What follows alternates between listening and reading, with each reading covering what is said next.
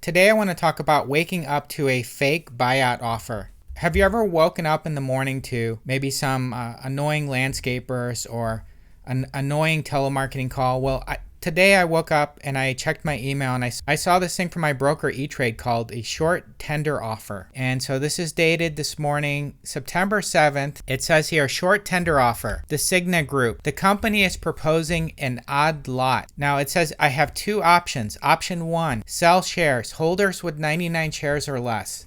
That's my first option. Option 2, buy shares. Holders who wish to purchase additional shares to reach exactly 100. So it makes it sound like I only have two options. I have about 30 shares worth about $8,500 and I plan on keeping them for a while, so I didn't intend to sell. According to this, it makes it look like I don't want to have to buy more shares. I just want to keep my existing shares and sell them whenever I want. So I was thinking, okay, I have to do option 1, sell shares. So what's the date on this? It says cutoff date 9/14. Today's the 7th. They basically only gave me 7 days to make this decision. I was a little bit freaked out. So I called the number. It says, if you have any questions, call us anytime.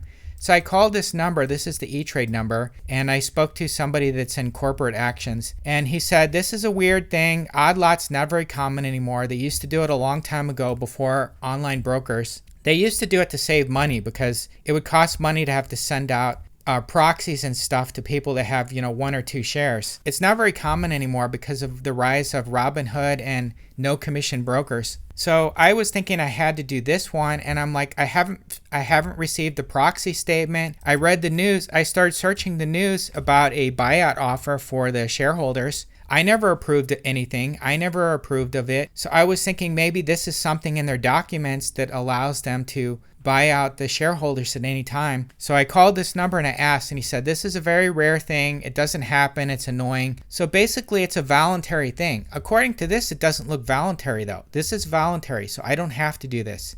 Instead of doing option 1 or option 2, I'm going to do option 3, which is do nothing and keep my shares. Because according to this, it made it look like I've had acquisition offers where the deal's going to close by a certain date, and by that date, they would force you to sell your shares. And that's what I thought originally, and I was like, this is kind of like a bullying type move. So you're going to bully the small shareholders? So he's like, yeah, it's worded kind of weird. It's a voluntary offer, so I'm not going to worry about it. Now, anyways, if I actually took this offer to sell the shares, now I could sell them now and pay the regular, 0 commission. But if I chose to do their option, I would actually have to pay a $7 commission. I would have to do it over the phone through an eTrade broker, and they would charge a $38 corporate restructuring. And I wouldn't even know the price that I would get. So I would wait until, I guess, this time period, and then I would have to call it up, and I don't even know what price they would be offering. So they haven't even determined that yet. So I don't like any of these options, so I'm just going to keep the shares. The company seems okay. Another thing that's a bit annoying, I don't know if this is a Morgan Stanley thing that they're just doing to their customers. I happen to have eTrade, which is now part of Morgan Stanley, but guess what?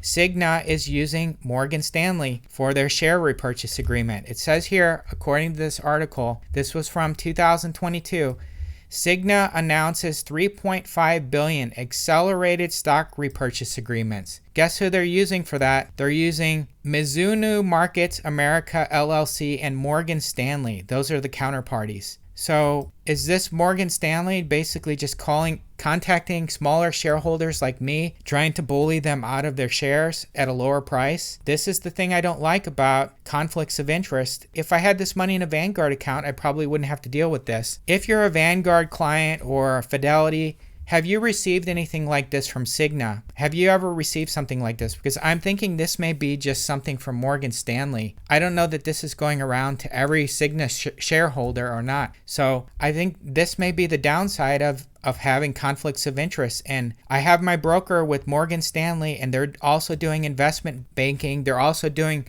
repurchase agreement services and merger acquisition services for all kinds of companies. So now that eTrade is part of Morgan Stanley, maybe I should think about moving on to another company. What do you guys think? Comment below. Now, it doesn't say anything here about odd lot. It just says accelerated. I believe this is accelerated ASR agreement. I believe that means accelerated stock repurchase agreement. It doesn't say anything about odd lots. Here's some information about odd lot buybacks, because I've owned stocks for probably 30 years, since I was about 12 or so. I've been buying stocks since I've been about 12 or so, and I'm 40 something now, and I've never had an issue like this where I've seen something about odd lot. So this is the first for me. I've gotten buyout offers, cash repurchases, mergers, acquisitions. I've never had an odd lot buyback. So it says an odd lot buyback occurs when a company offers to repurchase shares of its stock buyback from people who hold less than 100 shares.